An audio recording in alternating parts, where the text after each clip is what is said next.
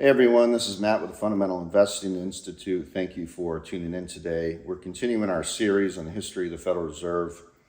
In the last video, last lecture, we discussed the banking crises which persisted in the early 1930s, which led to the Great Depression. And of course, the Great Depression was very much characterized by a massive deflation, so a massive reduction in prices, and particularly agricultural prices.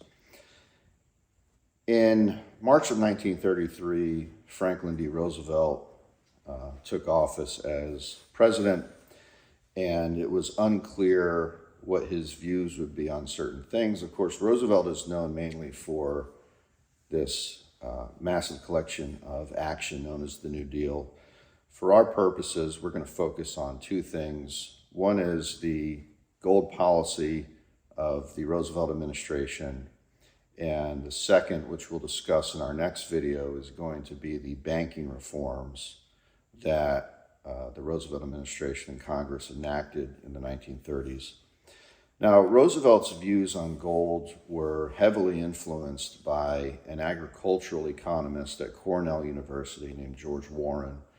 George Warren had done a lot of work on the link between gold prices and agricultural commodity prices, and Warren believed that if you could devalue the gold content of the dollar, or in other words, increase the dollar price of gold, you could increase agricultural commodity prices. And this was one of the real motivations of the Roosevelt administration.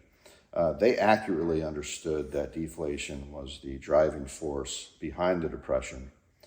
So Roosevelt, very early in his administration, engages in a series of actions regarding gold. On March 9th, 1933, Congress passed the Emergency Banking Act. This act was an amendment, or it amended the 1917 Trading with the Enemies Act. And in so doing, it greatly expanded the authority of the president in acting on the banking panic. And it's probably best known for ratifying the National Bank holiday, which Roosevelt declared on March 6th. But for our purposes, it gives the president authority on gold, which he is going to use throughout 33 and 34. On April 5th, 1933, Roosevelt signs Executive Order 6102. This essentially makes private ownership of gold illegal in the United States, with the exception of token amounts and also for some industrial purposes. Citizens and organizations were required to sell their gold to the Federal Reserve at the then prevailing rate of $20.67 per ounce.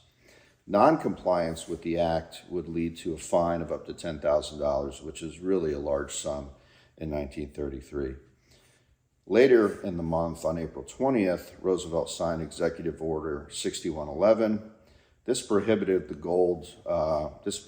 export of gold to foreign nations, and this essentially ends the external gold drain. So those two actions actually stop the gold drain and greatly increase the nation's gold stock, and it helps reinflate the money supply.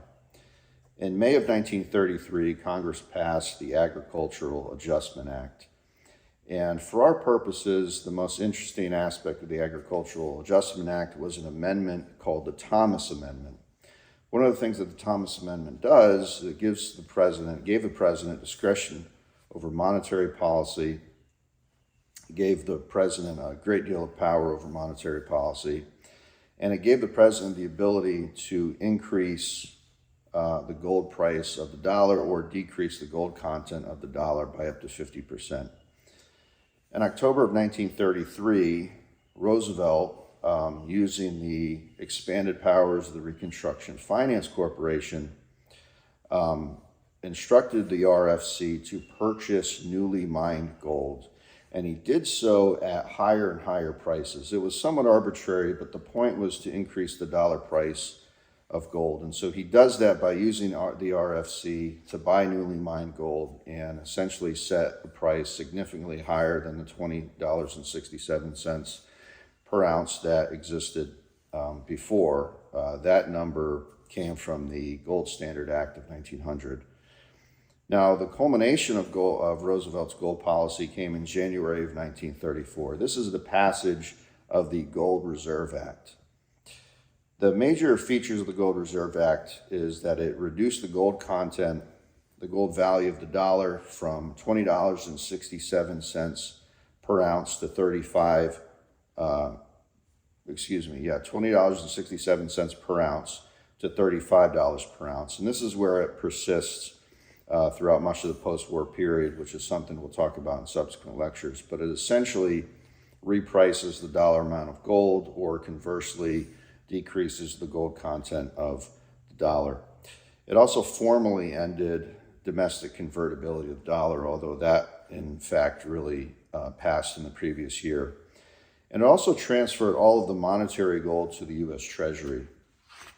Now, because the U.S. Treasury now owned this monetary gold, they had a very large profit that they were sitting on from the revaluation of gold. And they used this to create a stabilization fund. This stabilization fund really put monetary policy in the hands of the Treasury. So essentially, throughout the 1930s and really 1940s, monetary policy is taken away from the Federal Reserve and put in the hands of the Treasury. Of course, in the 1940s, you have World War II, where the concerns of the domestic economy are sort of taking a back seat to the needs of the war. And it's not until the early 1950s that the Federal Reserve sort of becomes an independent entity, which is something that we'll talk about in later videos. But this repricing of gold is very important. It's a controversial thing. There's different schools of thought here, but most scholars, most conventional economic historians, believe that it's Roosevelt's gold policy that really creates the bottom and sets the stage for a recovery during these Depression years. Now, in the next video, we're going to talk about the banking reforms that lead to the creation of modern Federal Reserve. Thank you for tuning in. We'll see you next time.